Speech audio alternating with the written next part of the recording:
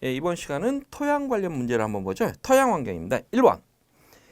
보기에 가로 안에 들어갈 용어를 옳게 짝지은 것 했습니다.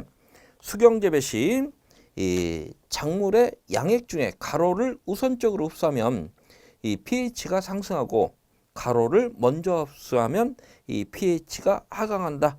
그러면 여기서 우리가 알 수 있는 것은 먼저 흡수를 하면 pH가 상승하고 나중 흡수하면 하강한다 했다는 얘기는 각각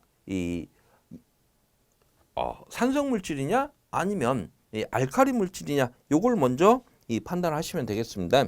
그러면 암모늄 이온, 질산 이온, 그리고 질산 이온, 암모늄 이온, 황산, 인산, 그리고 인산, 황산. 여기서요 먼저 주로 토양 산성화하고 많이 관련되어 있는 게 질산입니다.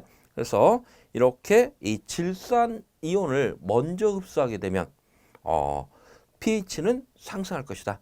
그래서 질산을 먼저 흡수했을 때 이 pH는 상승하고요. 나중에 또 암모늄 이온을 먼저 흡수하면 pH는 하강할 것이다.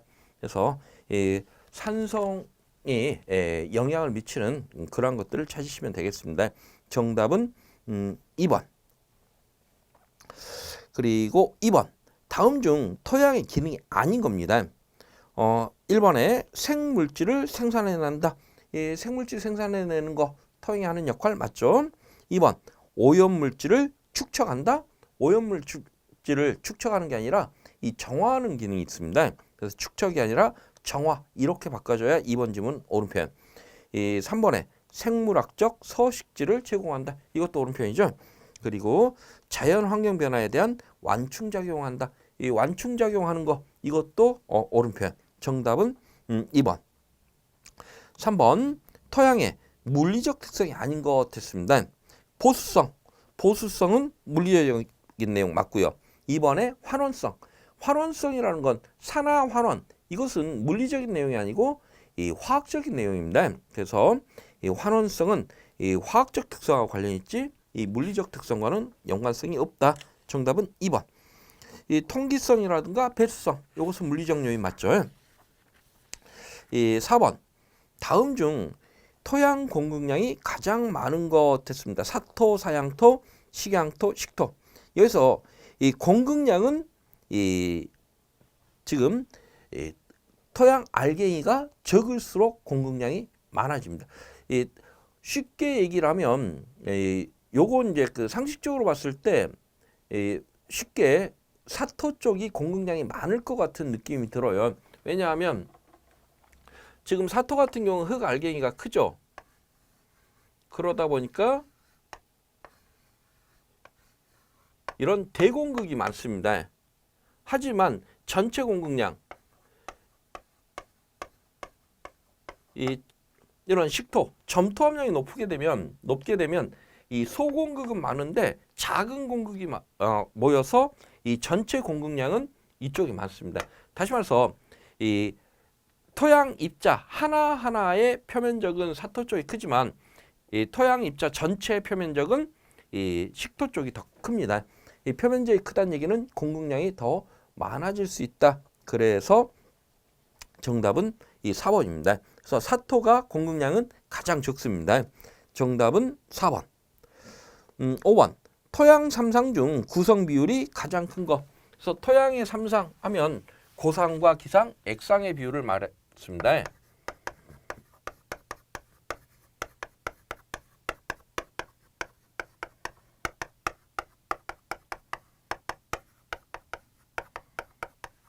그래서 일반적으로 이 전체 토양을 구성하는 게 고상이 이 전체 중에 절반,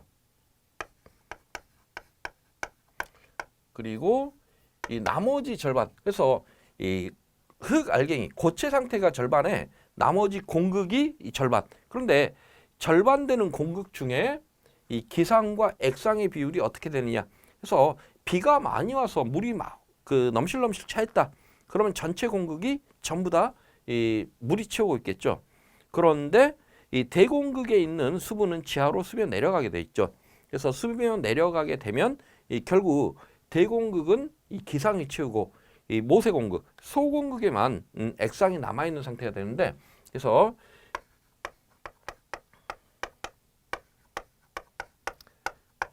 2대 1대 1 정도, 요때가 식물 생육에 가장 알맞더라. 경우에 따라서 이제 고상은 그 고체이기 때문에 변화가 없는데 그대로인데, 비가 많이 오면 액상의 비율이 증가하고 기상의 비율은 감소할 수가 있고요. 그리고 반대로 너무 건조하면 기상의 비율이 올라가고 액상의 비율은 떨어질 수가 있습니다. 그러면 이렇게 비가 많이 와서 액상의 비율이 높고 기상의 비율이 낮다면 습해 발생 위험이 있고요. 그리고 반대로 기상의 비율이 너무 올라가고 액상의 비율이 낮아지면 건조해, 한해의 위험이 있다. 이 액상이 하는 역할, 이것은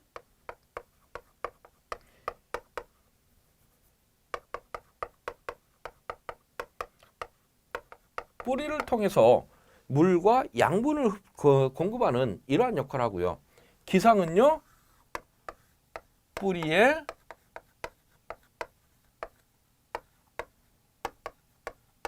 산소를 공급하는 역할을 합니다. 그래서 이렇게 이 기상의 비율이 떨어지고 액상의 비율이 높아서 습해가 일어나는 이유는 결국 뿌리에 산소 공급이 감소하게 되면서 이 뿌리의 활력이 낮아지고, 따라서 양수분이 많이 있을지라도 흡수를 제대로 못해서 나타나는 이 장애. 그리고 이제 반대로 이렇게 기상이 올라가고 액상이 높아진다, 낮아진다 이랬을 경우에 뿌리 산소 공급은 원활하지만 수분이 부족해서 양수분의 흡수가 제대로 일어나지 않아서 일어나는 장애가 있을 수가 있다.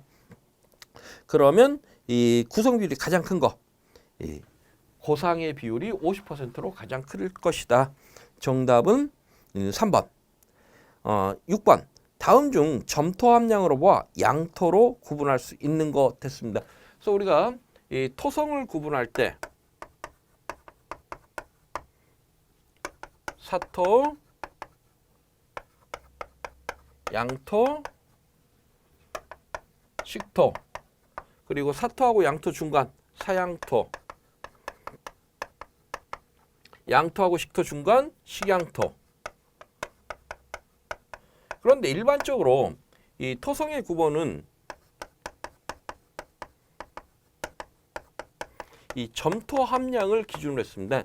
그래서 점토 함량을 15.0씩 더해 가시면 되겠어요. 12.5씩 더해 가시면 되겠습니다. 그래서 사토는 점토 함량이 12.5% 이하인 경우, 그리고 사양토는 12.5 더하면 25.0까지는 사양토, 37.5까지는 양토, 50.0까지는 식양토, 그리고 50.0% 이상이 되면 이것을 우리가 식토라고 표현하고 있습니다. 이 특성을 보면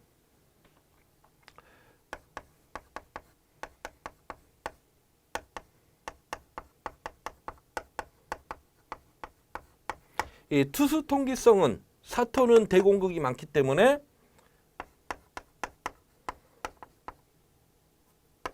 크고, 식토로 가면 작아질 것이다. 그리고 이 소공극이 관여하는 보수, 보비력, 이것은 소공극이 관여하죠. 사토는 낮아지고 식토 쪽으로 가면 커질 것이다. 이러한 특징들을 가지고 있습니다. 그러면 양토로 구분할 수 있는 경우 37.5 근처, 그러면 사양토에서 사양토 25.0에서 37.5 사이를 찾으시면 되겠습니다. 그러면 30.0, 정답은 3번. 7번. 양이온 치환 용량에 대한 설명으로 옳은 겁니다. 1번. 양이온 치환 용량이 증대되면 토양의 보비력이 감소한다?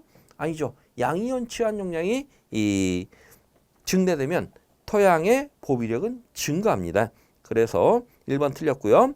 2번. 양이온 치환 용량이 증대되면 토양 반응의 변동에 저항하는 힘이 감소된다. 완충능이 감소되는 게 아니라 이 CC가 커지면 완충능은 커집니다. 감소가 아니라 커진다. 이렇게 바꿔줘야 옳은 표현이 되겠고요. 3번. 양이온 치환용량이 증대되면 비효가 오래 지속된다. 지금 이렇게 양이온 점토는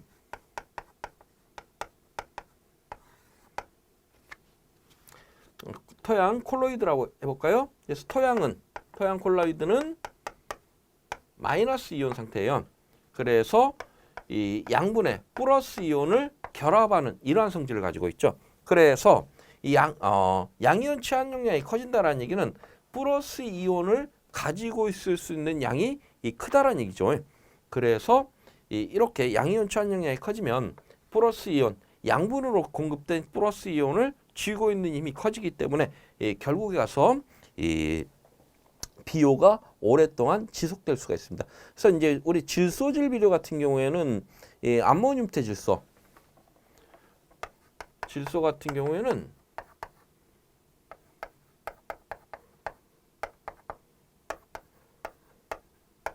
이렇게 암모늄태는 양이온 형태고요.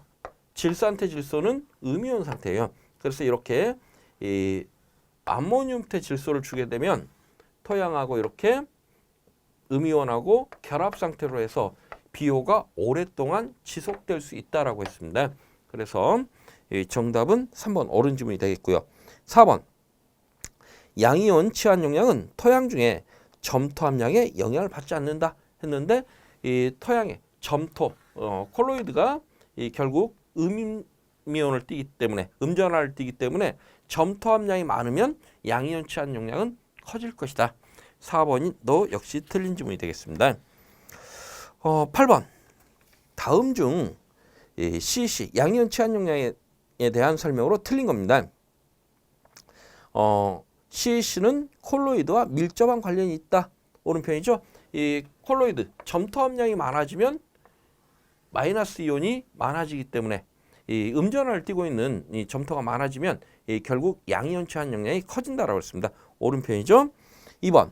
토양 100g에 보유하고 있는 치환성 양이온 총량을 미리그램 당량으로 표시한다. 이것도 옳은 표현. 3번. CC가 증대하면 토양 반응의 저항하는 힘도 커진다.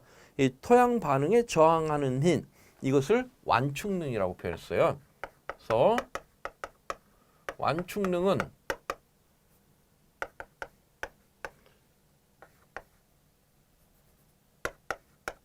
양이온 치환용량이 커지면 완충능은 커질 것이다. 그리고 4번. 토양 중에 점토 입자가 적으면 치환성 양이온을 흡착하는 힘이 강해진다 했는데 이 점토 함량이 감소하게 되면 어떻게 해요? 이 음전하를 띠고 있는 게 줄어들기 때문에 양이온을 가지려는 힘이 약해집니다. 그래서 힘이 강해진다가 아니라 약해진다 이렇게 바꿔줘야 되겠네요. 정답은 4번.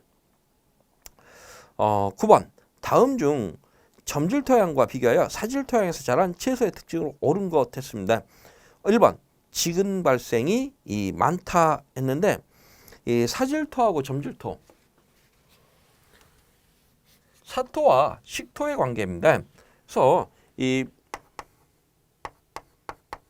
뿌리를 보면 사토 같은 경우에는 어때요? 깊게 뻗고 대신 이 찌끈이나 세근의 발생이 적습니다. 그런데 식토 같은 경우는 이렇게 깊게 뻗고 적은 이유가 뭐예요? 깊게 뻗는 이유는 대공극을 통해서 물이 지하로 스며 내려가기 때문에 물을 찾아서 깊게 뻗습니다. 하지만 물만 찾으면 어때요? 사토 같은 경우에 모래흙 같은 경우에는 이렇게 수분을 흡착하고 있는 쥐고 있는 힘이 약하기 때문에 찾기만 하면 뿌리가 토양으로부터 쉽게 물을 얻어 갖고 올 수 있습니다. 하지만 이 식토는 어때요? 깊게 뻗을 이유가 없죠. 왜? 이 토양 자체가 이 보수 보비력이 크기 때문에 이 표토 근처에도 수분이 충분합니다. 대신에 깊게 뻗지 않는 대신에 이렇게 이 잔뿌리가 많이 나는, 측근이나 이 세근이 많이 나는 이러한 특징을 보이고 있어요. 왜냐하면 지금 보수 보비력이 크다라는 얘기는 이 토립이 흙알갱이가 수분을 꽉 쥐고 놓지 않습니다. 그러면 이 뺏어오기 위해서는 충분히 필요한 만큼 뺏어오기 위해서는 이 잔뿌리가 많아야 될 것이다. 이러한 특징을 가지고 있습니다. 그리고 2번에 육질이 허술하다. 이 사질 토양에서 자라면 육질은 허술합니다.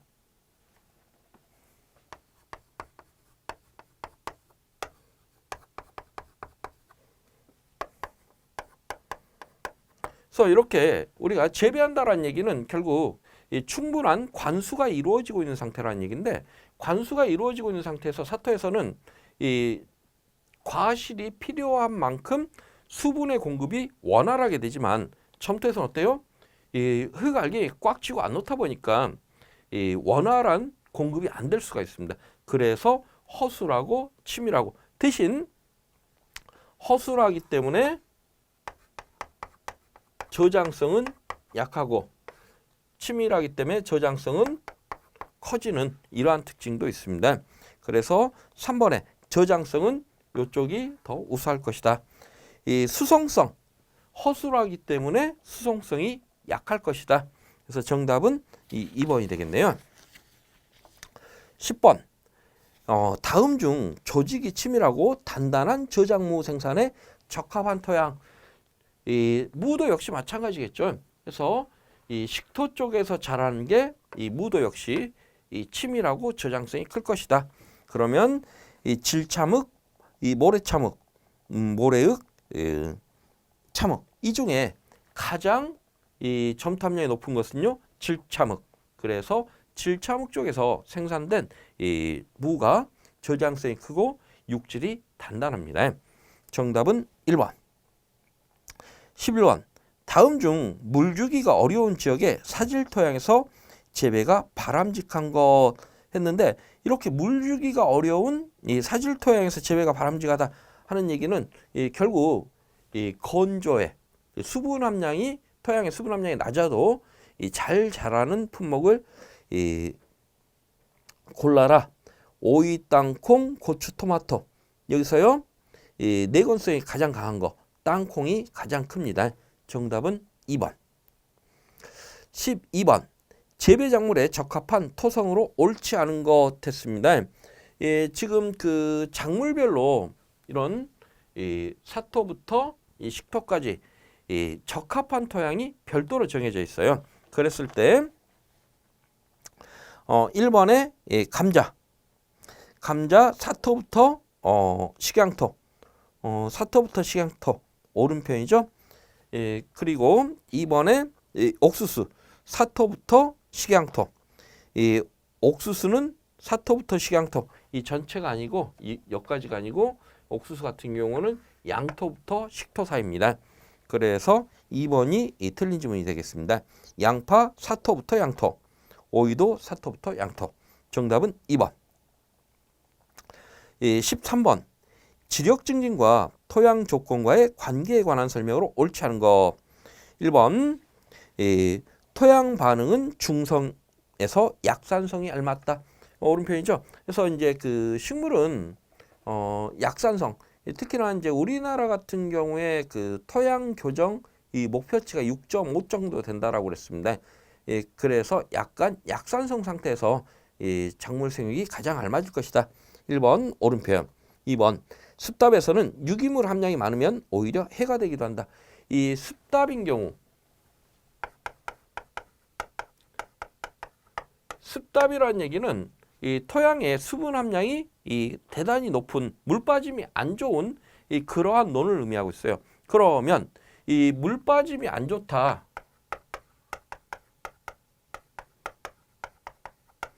배수가 불량하다는 얘기죠. 그럼 뭐가 없어요? 토양에 산소가 매우 적다라는 얘기입니다. 그러면 요 조건이 되면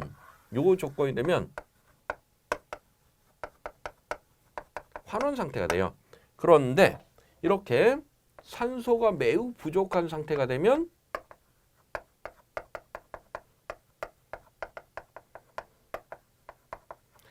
호기성 미생물의 이 생육이 매우 나빠지게 됩니다. 그러면 이렇게 호기성 미생물의 생육이 나쁜 상태에서 유기물이 공급량이 많다. 그러면 이 호기성 미생물이 유기물을 분해를 정상적으로 할 수 없는 이런 상황이 되겠죠. 예, 그런데 거기다가 기온까지 높아지면 어떻게 될까요? 이 유기물이 혐기 발효가 됩니다. 그래서 오히려 좋지 않은 결과가 나올 수가 있습니다. 그래서 오히려 해가 되기도 한다. 오른편입니다. 3번 토양 구조는 단립 구조가 조성될수록 토양의 수분 및 이 비료 보유력이 좋아진다 했는데 반대로 얘기했죠. 이 입단 구조가 조성될수록 이렇게 보수 보비력이 커진다. 그래서 이 토양에 이 입단 구조가 되면 대공극이 증가하고요. 그리고 소공극 역시 증가합니다. 그러면 이 대공극이 증가한다는 얘기는 배수, 투수 통기성이 좋아지고요. 소공극이 좋아진다는 얘기는 보수 보비력이 좋아진다.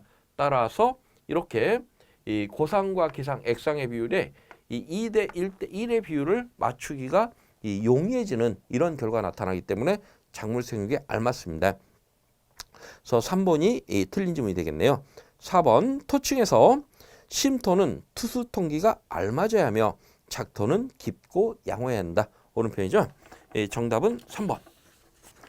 14번 다음 중 입단 구조의 장점으로 보기 어려운 겁니다. 1번 통기성이 증가한다. 그러죠. 이 대공극이 많아지기 때문에 통기성이 좋아질 것이다. 오른편. 2번 소공극이 감소하고 대공극이 증가한다. 그게 아니죠. 입단 구조가 되면 대공극은 대공극대로, 소공극은 소공극대로 둘 다 증가합니다. 그래서 2번은 틀린 지문. 보수력이 증가할 것이다. 소공극이 많아지니까 보수력이 증가할 것이다. 오른편이죠. 4번에 강우에 의한 토양 침식이 감소한다. 이것도 오른편. 정답은 2번. 15번. 이 토양 입단 형성에 부정적 영향을 주는 것. 이 나트륨 이온 첨가. 그래서 이 나트륨 이온은 흙 알갱이가 엉기는 것을 방해를 합니다. 그래서 이 나트륨 이온이 첨가가 되면 입단 구조가 오히려 깨져버려요. 그래서 이 1번이 이 부정적 영향. 그래서 정답은 1번. 하지만 유기물을 시용한다거나 이 석회를 시용한다거나 이 콩과작물을 재배하거나 피복작물을 재배하는 경우, 이런 경우에는 입단 형성이 촉진되는 그러한 결과가 나타나요. 16번 토양을 입단 구조로 만들기 위한 토양 개량제. OED, 이 아크릴 소일, 엔티졸, 그리고 버미큘라이트. 그래서 이제 그 아크릴 소일이라든가 크림률, 이런 것들이, 크릴륨 이런 것들이 토양 입단을 목적으로 하는 토양 개량제로 이용되고 있습니다. 그래서 정답은 2번에 아크릴 소일. 17번 토양 입단화를 가장 좋게 하는 방법 했습니다. 땅 밟기를 자주 한다. 유기물을 시용한다. 물대기를 자주 한다. 풍소를 사용한다. 이 중에서는요. 지금 그 토양 입단화의 가장 좋은 방법은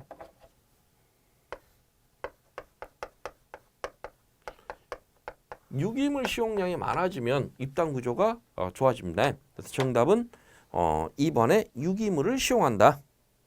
18번 토양 내 유기 및 이 무기 교질물의 입단 형성 및 안정화 효과가 가장 큰 것. 유기물, 산화철, 점토, 미생물의 이 점성물질. 그래서 이 유기나 무기 교질물의 입단 형성, 안정화 효과 가장 큰 것. 이것은 이 미생물의 이 점질 물질이 가장 크고요. 그 다음이 산화철, 그리고 유기물, 점토 순서예요. 그래서 이 미생물의 점질 물질, 뭐 그 외에도 예를 들어서 어떤 그 지렁이라든가 이런 경우, 지렁이 같은 경우 어때요? 흙을 섭취해서 삼켜서 배출하게 되면 지렁이 내부에 있는 이 점질 물질이 같이 섞여서 이렇게 배출이 되게 되는데, 이것들이 입단 형성에 매우 중요하게 작용을 하고 있습니다. 정답은 4번. 그래서 이제 유기물이라든가 산화철, 점토, 미생물, 점질물질 요 모두 4개 모두 다 이렇게 이 입단 형성이라든가 이 안정화에 효과가 있는 것들이에요. 근데 이 중에서 제일 큰 게 뭐냐 하는 문제였습니다. 19번 토양의 입단에 대한 설명을 옳지 않은 겁니다. 1번 입단은 부식과 석회가 많고 토양 입자가 비교적 미세할 때 이 형성된다. 옳은 표현이죠. 그래서 이렇게 유기물, 석회 시용량이 많으면 입단 형성이 촉진되고요. 또 이 입자가 사토처럼 굵은 입자보다는 점토가 많을 때 잘 뭉치겠죠. 그래서 1번 옳은 표현. 2번 나트륨 이온은 점토의 결합을 강하게 하여 반대죠. 이 나트륨 이온 같은 경우는 어떤다고 그랬어요? 이 점토가 엉키는 것을 방해한다고 그랬습니다. 그래서 2번이 틀린 질문이 되겠네요. 강하게 안 합니다. 그리고 3번 토양에 피복작물을 심으면 표토의 건조와 비바람의 타격을 줄이며 토양 유실을 막아 입단 형성 유지하는 데 효과가 크다. 피복작물, 이 표토를 덮어주는 작물 이런 경우에는 이 지금 지문처럼 이 건조와 비바람 타격을 줄이고 유실도 방지하고 입단 형성의 이 촉진 모두 다 옳은 질문입니다. 4번 입단이 발달한 토양에서는 토양 미생물의 번식과 활동이 좋아지고 유기물의 분해가 촉진된다. 그러죠. 왜냐하면 이 입단이 형성되면 대공급량이 많아지고 이 통기성이 좋아진다는 얘기예요. 통기성이 좋아진다는 얘기는 토양 내 산소 함량이 높기 때문에 호기성 미생물의 생육이 왕성해집니다. 따라서 유기물 분해가 빨라질 것이다.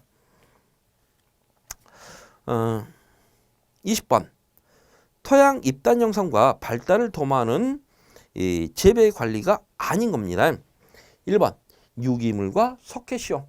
유기물, 석회 이것은 이 토양 입단 형성에 매우 중요하다고 그랬죠. 옳은 표현. 2번 토양 경운. 이 경운이라는 건 뭐예요? 흙 알갱이, 토양을 갈아엎는. 그래서 이제 논이나 밭의 흙을 갈아엎는 작업을 경운이라고 했습니다.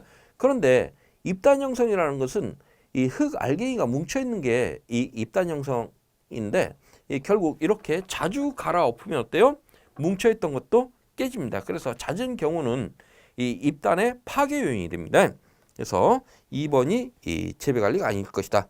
그리고 3번의 콩과작물 재배라든가 토양 피복 이런 경우에는 입단 형성을 촉진하는 그러한 효과가 있습니다.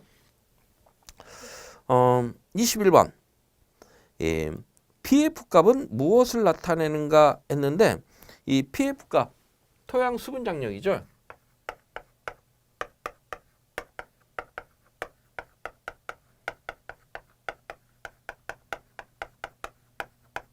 그래서 요걸 이용해서 이 수분을 보유하고 있는 힘을 나타내는 값이었습니다. 무엇을 나타내는가? 이 토양 수분 장력을 나타낸다. 정답은 3번. 22번 위조된 식물을 포화 습도의 공기에 24시간 방치하여도 회복되지 않는 수분 함량. 이 위조된 식물, 위조됐다라는 얘기는 식물체가 말랐다는 얘기입니다. 식물체가 마른 식물을 이 포화 상태 수분에 24시간 둬도 회복되지 않는다. 이것을 우리가 영구 위조점이라고 표현하고 pF값 4.2였습니다. 그래서 이 영구 위조점에 대한 설명이에요. 정답은 4번. 23번 포장 용수량에서 점차 수분이 감소되면 어느 시점에 가서 식물이 낮에는 시들기 시작하는데 밤 사이에 증산이 억제되면서 회복되는 상태. 그래서 이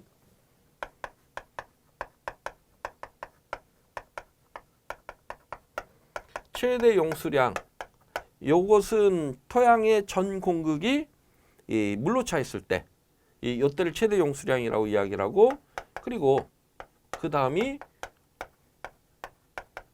포장 용수량. 요것은 이제 그 최대 용수량 상태에서 쉽게 해서 비가 엄청 많이 와가지고 이 물이 이렇게 차 있을 때는 이렇게 흘러 지하로 스며 내려가게 되는데 이렇게 물이 이 표토에 차 있을 정도 되면 전 공극이 전부 다 물로 차 있다는 얘기입니다. 이 상태에서 이 대공극에 있는 물은 지하로 스며 내려가고 이 미세공극, 소공극의 물만 남아 있는 상태. 이때를 포장용수량. 그리고 여기서 이제 더 건조하게 되면 초기 위조점. 그리고 더 건조하게 되면 영구 위조점. 예, 그리고 이제 건토 상태 이런 식으로 가게 되는데 포장용수량에서부터 영구 위조점 요 사이의 수분을 우리가 유효 수분의 범위로 보고 있습니다.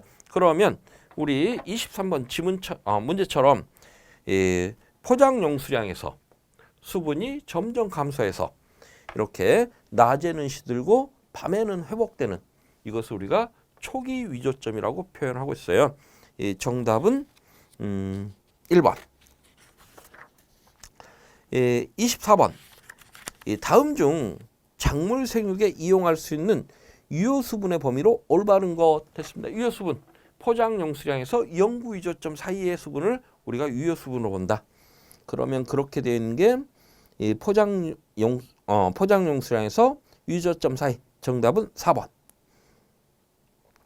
25번. 토양 수분에 관한 설명으로 옳지 않은 거.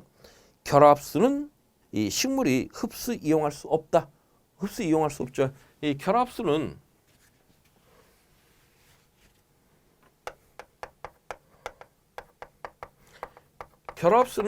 이 토양 입자를 구성하는 물질로서의 수분이에요. 따라서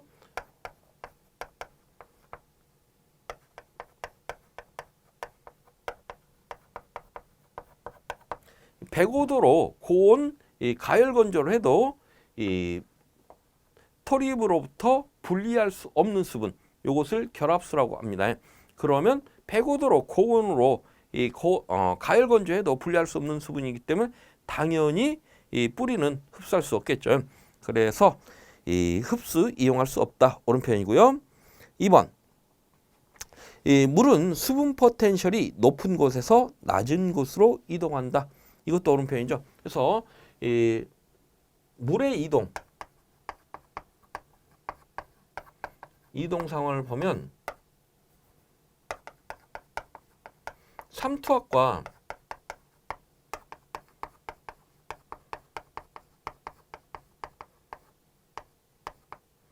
이 수분 포텐셜, 삼투압이 낮은 쪽에서 높은 쪽으로 이렇게 물이 이동하는데 수분 포텐셜 값은요 높은 데서 낮은 쪽으로 이동한다고 그랬습니다.